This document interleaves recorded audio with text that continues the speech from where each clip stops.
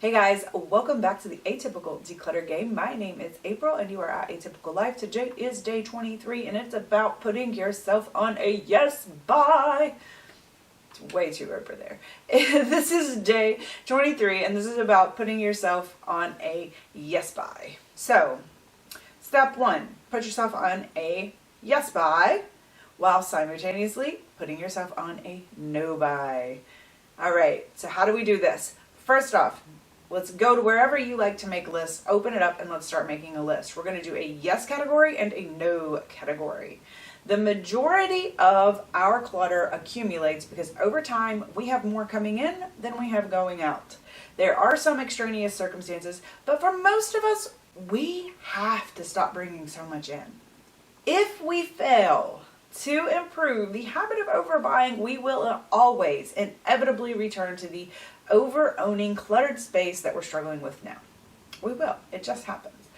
Many of the categories that I struggle with excess are the categories that I have trouble making accurate purchases. And the items never really suit the need, or the things that we talked about earlier, like the fantasy self items, or areas where I just really haven't done the math and I think that I need a whole lot more of these things and I think that I'm using a whole lot faster than I am.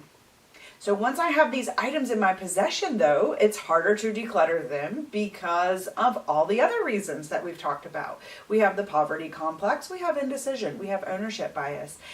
And then honestly, all of those thoughts racing around in our heads, what do? We freeze. Then suddenly we can't declutter the items add up and they start contributing to the general slow burn chaos of life. Makeup and beauty products are a category that I happen to see a lot of people in the YouTube world, including myself. This is basically how the whole project panning community came to be in existence, but I see people really struggle in this category. If you've ever seen a Pan That Palette series, you know that it's almost impossible to even use a whole eyeshadow palette in 1 year. It's really hard to do. So when you're cleaning or decluttering or just trying to live life, take note of the things that you don't need to purchase for a little while. For me right now on my list, I just went through and did this again, chocolate candy. I bought a bunch at Easter. It's all still good, but now I have all this extra. I don't need to buy any more. Plain t-shirts. No more clothes in my kids' current size. Makeup or beauty products of pretty much any kind, except for powder. That is actually on a yes buy. Fiction books, no more spices unless it's a direct replacement. And then I have a yes buy list. And this is a list of things that I actually need to keep my eyes out for. Like I said, I actually need finishing powder right now. I've went through all of my, and I don't have any more. I need a new broom. I'm getting close to needing wax melts for a tart burner. I like to spend a little bit of time every morning reading sort of a psychology, kind of self-help type of book, some sort of motivational or inspirational book. So I'm almost through all the ones I have there. So I'm almost in that space to need another one of those.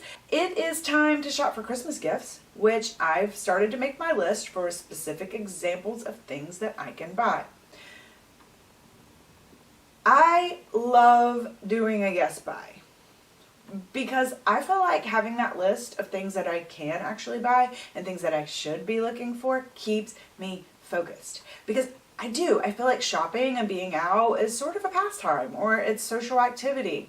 So if you have a list of things that you're actively looking for, it allows you to still be in that space, but with the discipline and the focus to only get what you need and to only pick the best examples of the things on your yes buy list. You can spend more time per item.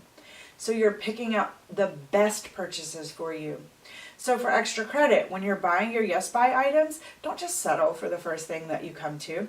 Convince yourself to wait and do some research, look around, comparison shop, see if you can't find the right item that has all of the features that you want, read reviews, find the best price, window shopping, learning to practice patience and mindfulness when you are shopping and learning the art of window shopping is actually a lot of fun. I have totally enjoyed working on window shopping and practicing it over the years. I can go out and spend a whole day at the mall and not buy anything and really do a lot of price comparisons and looking around and take mental notes.